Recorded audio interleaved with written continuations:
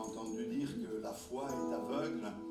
Ce soir, je dis que la foi n'est pas aveugle, puisque par la foi, nos yeux se sont ouverts et nous avons pu contempler la gloire du Seigneur. Nous en étions privés avant, mais aujourd'hui, nous ne sommes plus privés, mais participants de sa gloire, bien sûr. Je veux te voir, Seigneur, pas avec les yeux de ma chair, le moment viendra où nous le verrons là-haut. Si le Seigneur veut se révéler d'ici là, il est possible qu'il le fasse, mais c'est là-haut que nous le verrons. Mais une chose est certaine, c'est qu'en attendant ce jour, je peux le voir dans sa gloire et avoir cette révélation spirituelle, et c'est indispensable pour ma marche avec le Seigneur. Ce soir, nous continuons avec notre thème. Nous sommes à l'école de Dieu et nous apprenons à livrer les combats spirituels. Alors, on a déjà développé ce sujet mercredi dernier. Je voudrais aller un petit peu plus loin et nous allons voir une des clés de la victoire dans les combats. Et pour cela, nous allons lire dans l'évangile de Luc, au chapitre 11, le verset 21.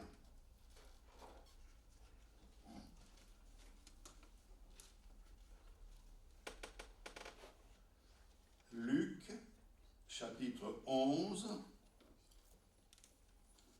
le verset 21. Voici ce que dit le texte. Lorsqu'un homme fort et bien armé garde sa maison, ce qu'il possède est en sûreté. Mais si un homme plus fort que lui survient et le dompte, il lui enlève toutes les armes dans lesquelles il se confiait et il distribue ses dépouilles. Celui qui n'est pas avec moi est contre moi, et celui qui n'assemble pas avec moi disperse. Amen. Ce sont les paroles que Jésus a prononcées et qui sont pleines d'un enseignement essentiel quant au combat que nous menons contre la puissance du mal. Le Seigneur dit que celui qui n'est pas avec lui est contre lui, et celui qui n'assemble pas disperse. Nous voulons être de ceux qui, ayant choisi leur camp, travaillent avec le Seigneur. Je pense que c'est votre choix. Et si vous êtes là ce soir, c'est parce que vous voulez dire constamment, Seigneur, nous, on est dans ton camp. Celui qui est avec le Seigneur, bien, il a un privilège, ce privilège d'être défendu par le Seigneur. Celui qui a le Seigneur avec lui n'a rien à craindre de l'adversaire. Celui qui est avec moi, il résistera à tous ceux qui sont contre toi, contre nous. À Dieu soit la gloire pour cela.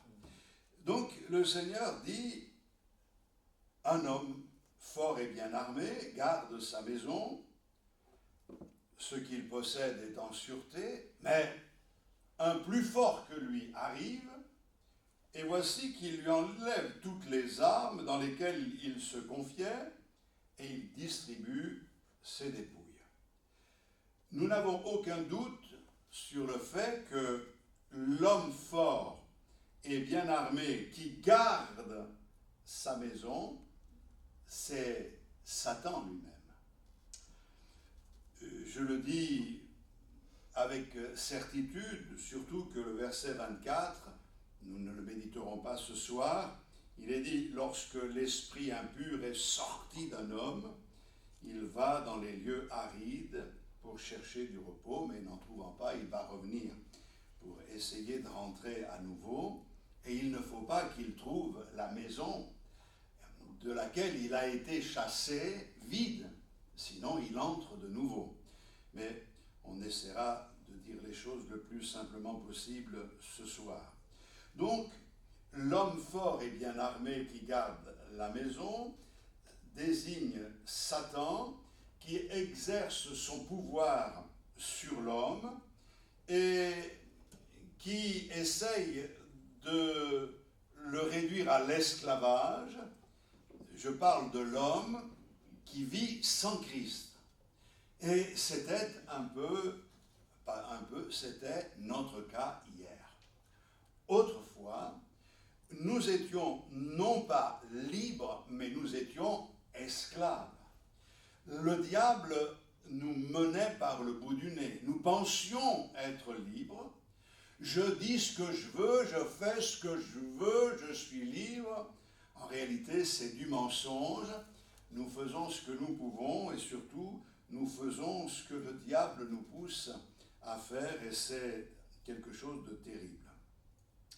Mais si, dans cette comparaison, l'homme fort qui tient la maison est le diable, la comparaison qui est faite ne doit pas nous faire perdre de vue que comparaison n'est pas raison, à savoir que le diable n'est pas un homme, ni un homme fort.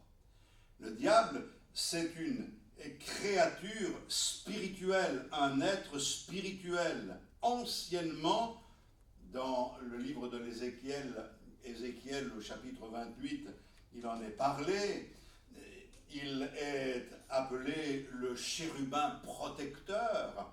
Il a voulu à un moment donné élever son trône au-dessus du trône de Dieu, et Dieu l'a précipité à cause de son orgueil, et nous savons quelles sont les conséquences jusqu'au moment où le Seigneur l'a vaincu, puisque le Seigneur l'a vaincu à la croix du Calvaire.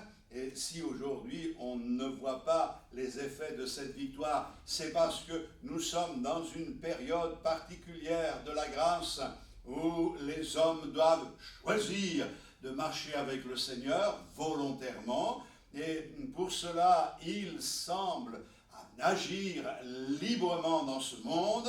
Cependant, il n'agit pas librement. Il est contrôlé par Dieu qui lui donne des limites jusqu'au moment où il sera jeté dans l'étang de soufre et de feu. Mais là n'est pas notre thème de ce soir. Donc, le diable est un être spirituel, c'est le prince de la puissance de l'air, et il a plein de ressources pour essayer de nous empêcher de croire, de nous empêcher de marcher avec Dieu. Donc il a essayé par toutes sortes de moyens de nous freiner, de nous empêcher de venir au Seigneur. Mais il est une chose que vous devez savoir ce soir, c'est que le diable essaye par le bluff de nous empêcher de venir au Seigneur, mais il ne peut pas nous empêcher. Même le possédé de Gadara est venu aux pieds du Seigneur alors qu'il était rempli d'une légion de démons. Une légion, c'était à l'époque 2000 soldats, vous imaginez combien il était chargé. Et il est venu aux pieds du Seigneur, et le Seigneur a libéré cet homme. Même un démoniaque a quand même la possibilité, s'il le veut, de venir au Seigneur et d'être délivré. C'est le Seigneur qui délivre par sa puissance. À Dieu soit toute la gloire. Donc, le prince de la puissance de l'air est à la source d'un principe qui agit dans le monde et qui inspire tous les êtres humains. Il inspire la pensée de vivre selon une certaine mentalité.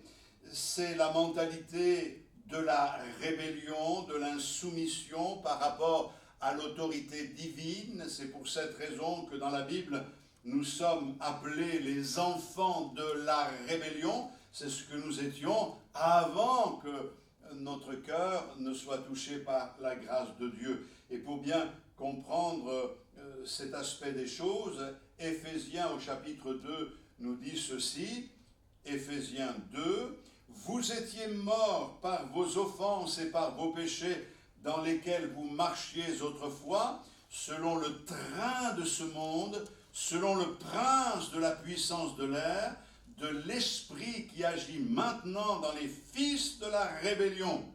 Nous tous aussi, nous étions de leur nombre, et nous vivions autrefois selon les convoitises de notre chair, accomplissant les volontés de la chair et de nos pensées, et nous étions par nature des enfants de colère comme les autres. Il n'y a pas à se glorifier. Si nous sommes enfants de Dieu ce soir, c'est par la grâce de Dieu. La gloire revient à notre Seigneur. Mais nous étions comme les autres. Mais il est dit, mais Dieu, et heureusement qu'il y a l'intervention du Seigneur, qui est riche en miséricorde à cause du grand amour dont il nous a aimés, nous qui étions morts par nos offenses, nous a rendus à la vie avec Christ. C'est par grâce que vous êtes sauvés. Il nous a ressuscités ensemble et nous a fait asseoir ensemble dans les lieux célestes en Jésus-Christ. Amen. Alors, c'est vrai qu'il y a là un mystère extraordinaire. Nous sommes ici, mais nous qui avons expérimenté la grâce de Dieu, nous sommes en même temps déjà assis dans les lieux célestes en Jésus-Christ, dans une position de victoire. Donc, la mentalité du monde, elle est inspirée par le diable et on voit que le diable pousse à l'insoumission, à la révolte, et l'on voit dans bien des domaines, et aujourd'hui les gens ne respectent rien et il y a de plus en plus d'insoumis.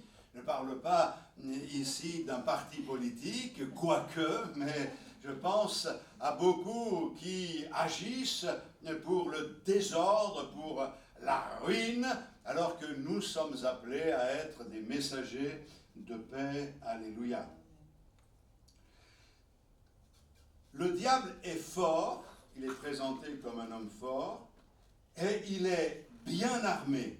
Voilà ce que nous pouvons constater. Littéralement, il a une véritable panoplie, et cette panoplie, on pourrait la comparer à la panoplie du gladiateur. Il y avait plusieurs gladiateurs, il y avait particulièrement les rhétières.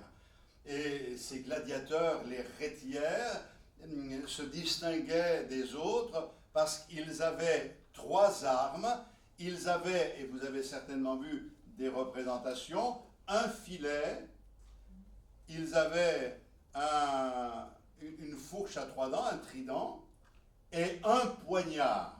Et tout cela est à mettre en rapport avec le diable et les armes qu'il utilise.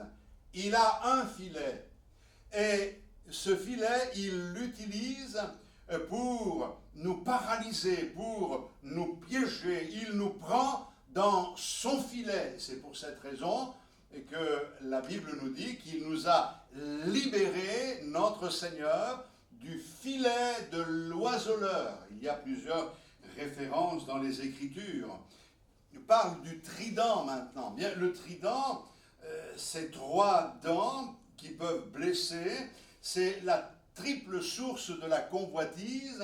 On en parlait la dernière fois, mercredi dernier. C'est la convoitise de la chair, la convoitise des yeux et l'orgueil de la vie.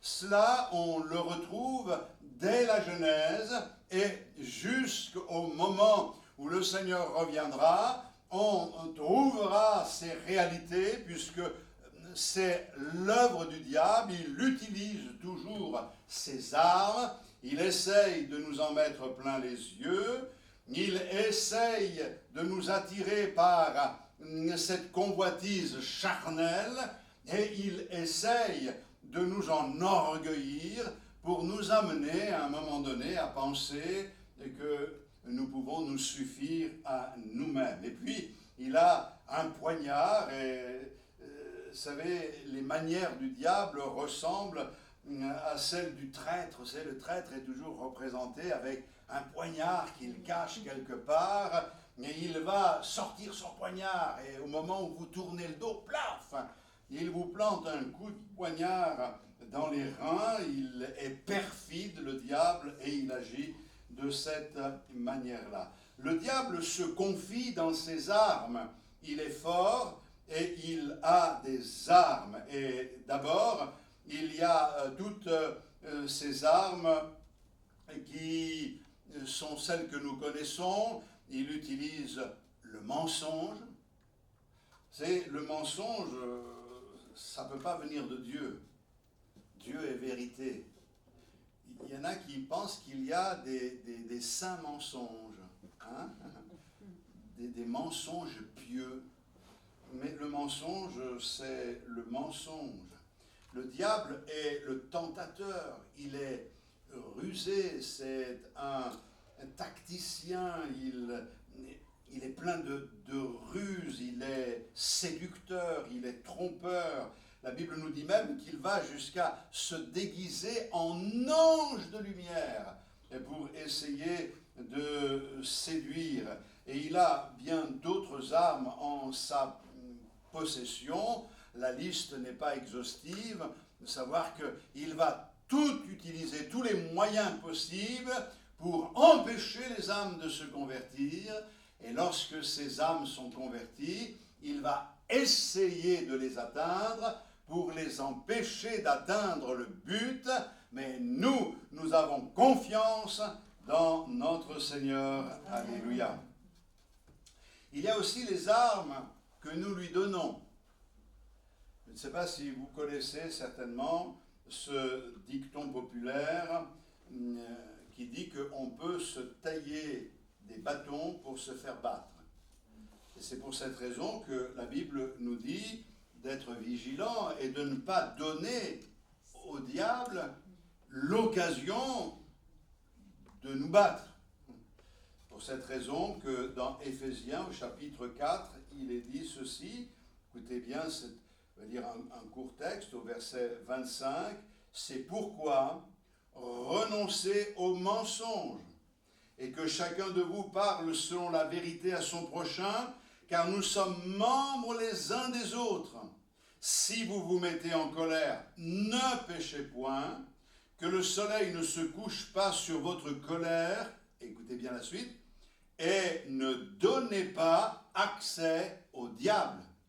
Je veux vous dire ce soir que le diable ne peut rien contre vous, sauf si vous lui ouvrez la porte. Et nous devons ne pas lui donner accès. Vous savez qu'il y a des portes sur lesquelles nous devons veiller. Veille sur tes portes, dit l'Écriture. Quelles sont les portes? Les portes, ce sont nos oreilles, ce sont nos yeux, c'est notre bouche. Par là, il peut entrer beaucoup de choses, par là aussi. Par là, on mange, mais il peut sortir aussi des tas de choses que l'on a accumulées dans notre cœur, car c'est de l'abondance du cœur que la bouche parle. Et nous devons vraiment veiller à nos portes pour ne pas faire entrer en nous quelque chose qui est contraire à la volonté de notre Seigneur. Donc les pratiques et les comportements dangereux qui exposent l'homme au danger, ce sont les péchés les plus grossiers et jusqu'à d'autres péchés les plus grossiers, en parlant de l'immoralité, mais aussi il y a l'occultisme, le spiritisme, toutes les pratiques de magie, de superstition, mais il y en a d'autres qui sont beaucoup plus subtiles et nuisibles. Il y a la désobéissance à Dieu, à la parole de Dieu. Que dit le Seigneur à Saül, qui a désobéi volontairement à Dieu, qui lui demandait de rester tranquille et de ne pas d'attendre justement que Samuel arrive pour offrir le sacrifice. Et lui, pour faire plaisir au peuple, soi-disant, il a sacrifié, ce n'était pas son rôle, il n'était pas sacrificateur, et le Seigneur va lui dire une parole terrible par la bouche de Samuel. L'obéissance à Dieu, c'est important. La désobéissance est aussi coupable que la divination. Ça veut dire que quelquefois on dit la divination, voilà, des péchés, ça. Mais la désobéissance à Dieu, c'est aussi coupable que la divination. Et c'est beaucoup plus subtil. Et vous remarquerez dans l'histoire de Saül qu'à cause de sa désobéissance, il a été rejeté et que l'esprit qui était sur lui s'est retiré. Dieu a envoyé sur lui, en lui, un esprit méchant. Mais il est quelque chose que je dois souligner ce soir, c'est que l'esprit méchant n'est pas venu sur lui ou en lui à partir avec l'esprit de Dieu en lui. C'est lorsque l'esprit de Dieu est sorti que l'esprit malin est venu en lui. C'est-à-dire qu'il n'y a pas de cohabitation dans la parole de Dieu, on ne trouve pas ça, une cohabitation entre l'esprit de Dieu et les mauvais esprits. C'est ce que l'on essaye de faire croire aux chrétiens qui ont du mal à avancer, du mal à se réjouir, au lieu de les amener à prendre des victoires personnelles desquelles ils sortiront grandis. On leur dit, on essaye de les convaincre que ça vient de mauvais esprits, qu'ils ont encore en eux, cachés quelque part, qu'il faut débusquer et faire sortir. Tout ça est un mensonge. À partir du moment où Jésus est venu habiter dans mon cœur, il n'y a plus de place pour le diable, pour l'ennemi de mon âme. Nous sommes à Christ, nous sommes en Christ, et ça c'est une réalité qui est très importante. Cependant, il y a deux cas bien précis où la puissance du mal peut se manifester, où les cas de démonologie sont une réalité. C'est quand quelqu'un n'est pas converti. Attention, je ne suis pas en train de dire que tous ceux qui vivent dans le péché sont possédés. Il y a des tas de gens dans ce monde qui vivent dans le péché, même le plus coupable, mais qui ne sont pas possédés. Ils sont simplement manipulés par le diable, mais possédés ou pas possédés, ça mène à la même issue, à savoir la perdition éternelle. Et le deuxième cas, non seulement celui qui est inconverti, qui ne marche pas avec Dieu, il peut être habité par l'esprit impur à un moment donné, mais aussi le chrétien, dans une seule condition, le chrétien qui s'est engagé avec le Seigneur, qui a marché avec Dieu un temps, et qui à un moment donné, bien, a fait demi-tour. Il s'éloigne du Seigneur. Il renonce à la grâce par son attitude et par son obstination. Son cœur finit par s'endurcir et là, il devient une cible pour l'adversaire. Et c'est pour cette raison que nous devons veiller.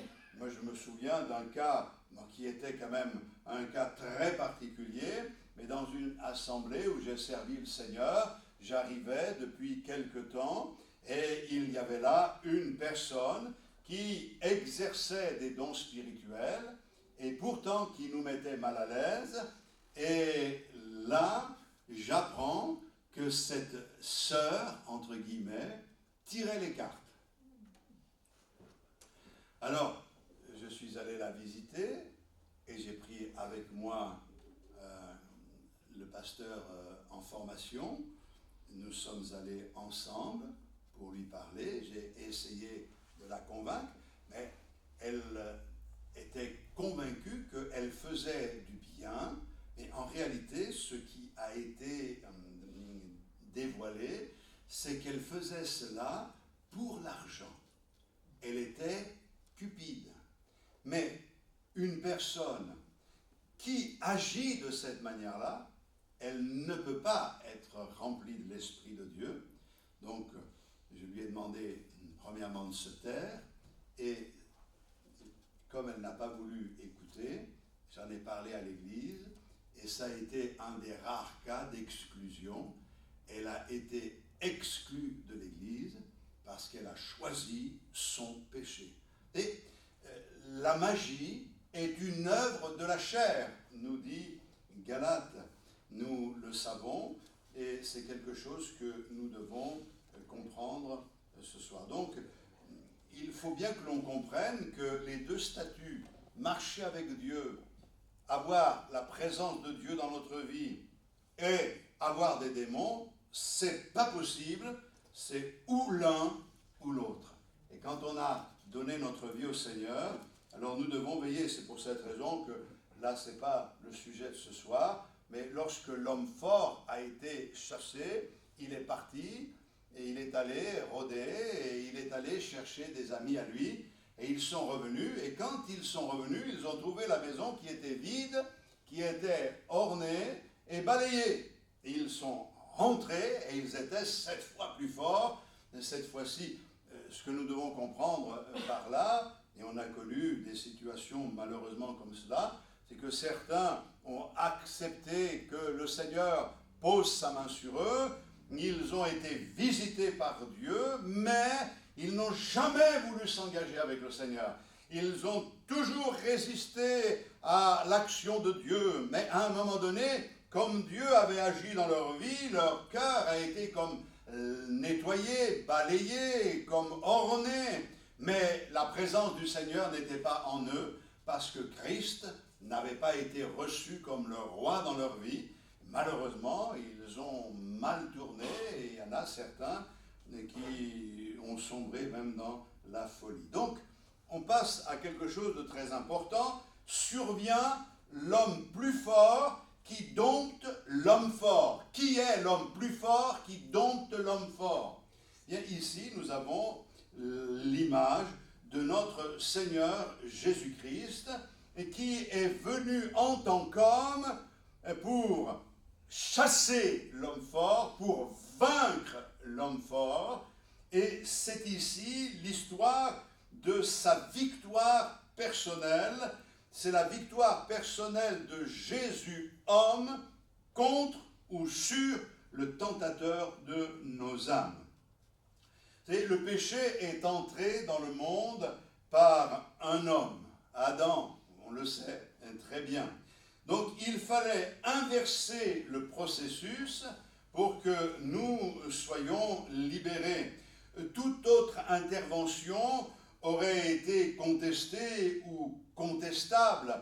Il fallait un homme pour ramener l'ordre là où s'est installé le désordre. Et comme par un homme, le péché s'est répandu à tous les hommes, en Jésus qui est appelé le second Adam, le combat a été engagé, mais cette fois-ci, le combat a été gagné par le Fils de Dieu. Le diable a mordu la poussière, et si par un homme, le péché s'est répandu à tous les hommes, par un homme, Christ, qui a donné sa vie à la croix du Calvaire, la grâce de Dieu est répandue à tous les hommes. Alléluia. Donc le diable a été vaincu par Jésus-Christ, après que le diable l'ait tenté de différentes manières. La Bible nous dit qu'il a été tenté comme nous pouvons l'être en toutes choses, mais jamais il n'a succombé à la tentation. Il n'y a jamais eu le moindre faux pas de la part de notre Seigneur. Sinon, son sacrifice aurait été inutile. Si le Seigneur Jésus avait commis la moindre faute, alors il ne serait pas mort pour nous, il serait mort pour lui, puisque le salaire du péché, c'est la mort. Mais il est allé jusqu'au bout dans son combat, et il pouvait dire, le prince de ce monde où le diable vient, mais il n'a rien en moi. Il a triomphé, et il a pu dire à la croix, tout est accompli, que le nom du Seigneur soit béni. Il est venu pour lier le diable, et c'est ce qui se passe. Il lui enlève ses armes et il le rend comme inoffensif. Alors, bien sûr, il a essayé, le diable, de vaincre le Seigneur. Et comme il n'a pas réussi après les 40 jours de jeûne dans le désert, il a attendu une occasion plus favorable, et c'est au moment de Gethsémané que l'on voit le grand combat que mène le Seigneur, où Jésus va dire, s'il est possible que cette coupe s'éloigne de moi, toutefois, non pas ce que je veux, mais que ta volonté soit faite. Il a remporté la victoire sur le diable en offrant sa vie pour nous, et ce qu'il y a d'extraordinaire, c'est que tout a été accompli, et parce que tout est accompli, il peut libérer les âmes et qui sont sous l'emprise du diable et les emmener avec lui dans le paradis. Et ça, c'est quelque chose de glorieux, c'est nouveau. Avec notre Seigneur Jésus-Christ, il dit aux brigands, aujourd'hui, tu seras avec moi dans le paradis. En mourant sur la croix du Calvaire, il est allé libérer ceux qui provisoirement étaient, vous l'avez lu dans la Bible, dans le sein d'Abraham. Je dois quand même vous donner quelques petites explications à ce sujet-là, rapidement, et que lorsque l'on mourait avant la venue de Jésus-Christ, pour ceux qui espéraient dans le Seigneur et qui attendaient la libération, cela était mis dans le sein d'Abraham. Et c'est pour cette raison que l'histoire de Lazare présente Lazare qui est dans le sein d'Abraham et le mauvais riche qui se tourmente. Vous connaissez ce que le Seigneur enseigne à ce sujet-là. Mais lorsque Jésus est venu, il est venu libérer ceux qui attendaient, ceux qui étaient dans ce lieu provisoire.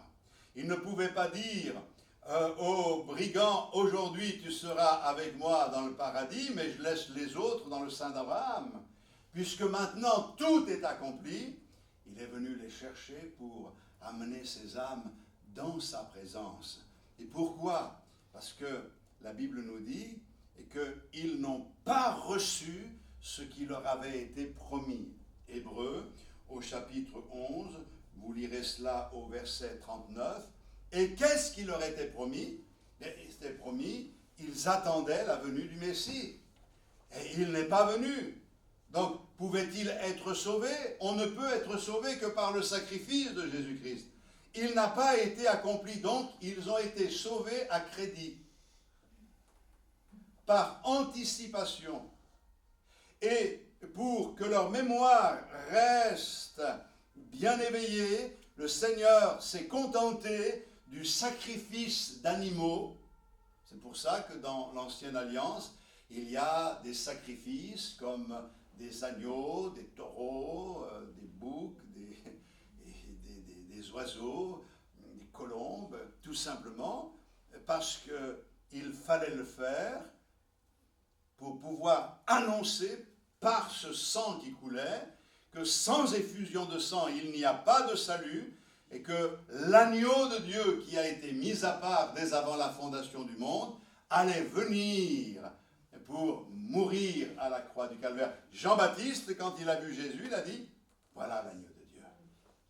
C'est extraordinaire.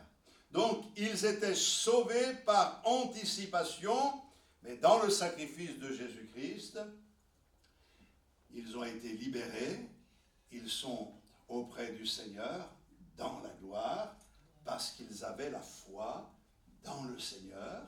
Aujourd'hui, nous sommes sauvés sur la base du sacrifice de Jésus-Christ, et le jour viendra où nous nous retrouverons dans la gloire avec tous nos frères et sœurs, que le nom du Seigneur soit béni. Ce que je veux dire ce soir, qui est très important, c'est que la victoire de Jésus sur le diable est totale, et le dernier ennemi qui a été vaincu par notre Seigneur Jésus, c'est la crainte de la mort, puisqu'il a vaincu la mort. Ô mort, où est ta victoire? Ô mort, où est ton aiguillon? Vous connaissez certainement ces textes de la parole de Dieu. Peut-être qu'on pourrait se rafraîchir la mémoire avec ces versets.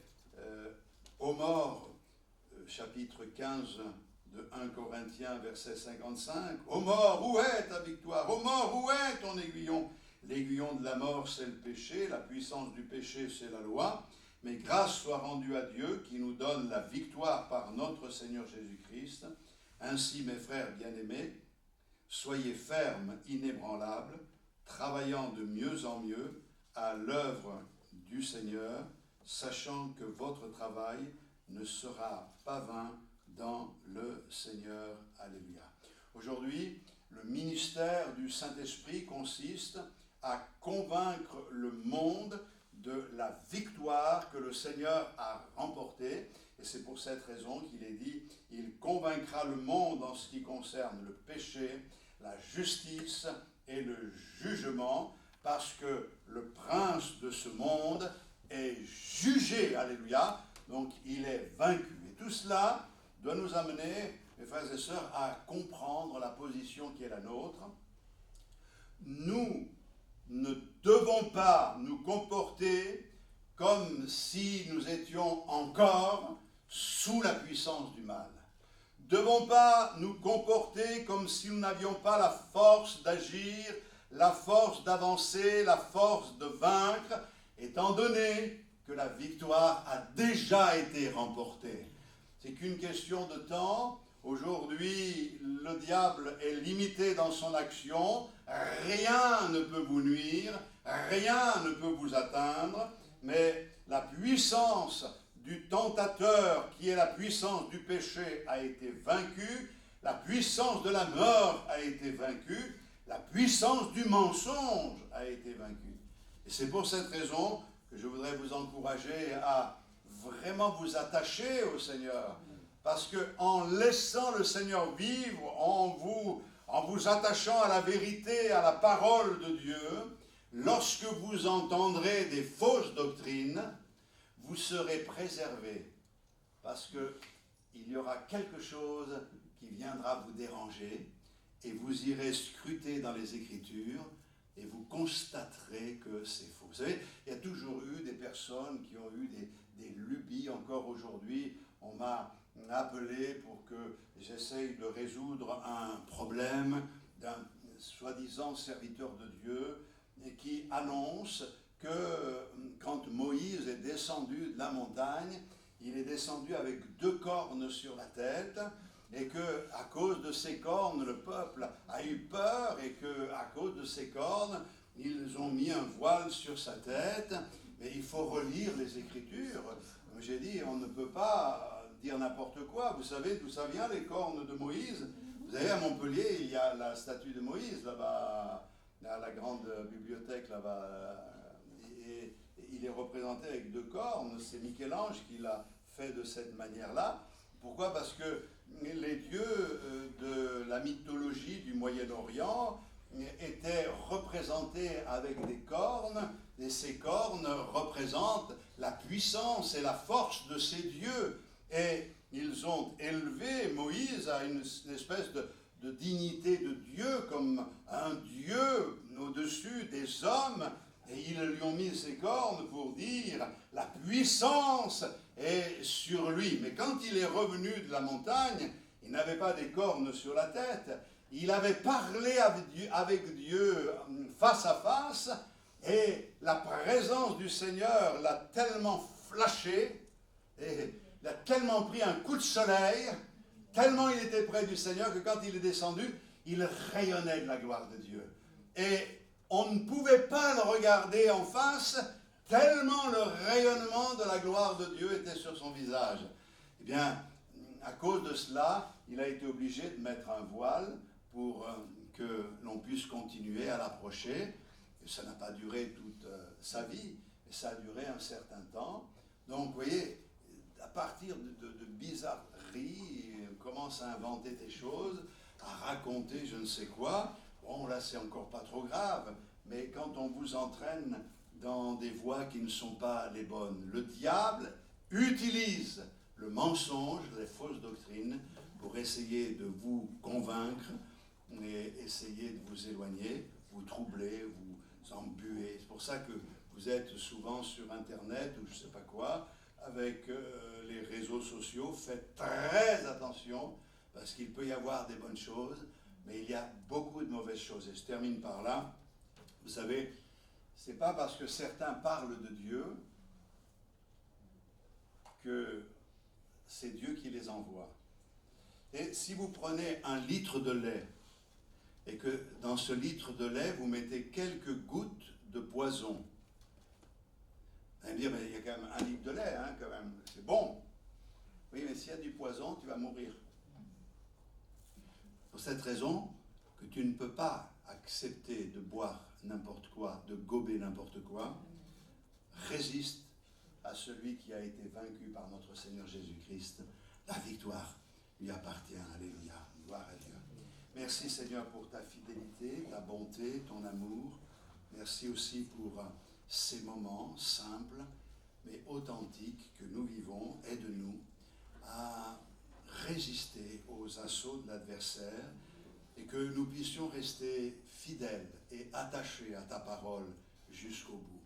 Seigneur, nous te remercions pour le privilège que tu nous donnes d'être devenus les temples dans lesquels toi tu habites. Et Seigneur, si nous avons des combats, des luttes, s'il y a des fatigues, en toi nous nous confions, renouvelle-nous, mais la victoire nous l'avons en toi. Nous sommes plus que vainqueurs en toi qui nous fortifie, Seigneur. Merci de bénir mes frères et sœurs et de nous amener plus loin avec toi, au nom de Jésus. Amen. Amen. Gloire au Seigneur Jésus. Amen. Amen. Gloire au Seigneur, hein? Ça n'a pas laissé indifférent tout le monde. C'est bien, gloire à Dieu. Dimanche, nous avons des baptêmes à l'occasion de notre culte. Notre culte est à 10h. Que le Seigneur vous bénisse, qu'il vous garde dans sa paix. Bon retour à tous.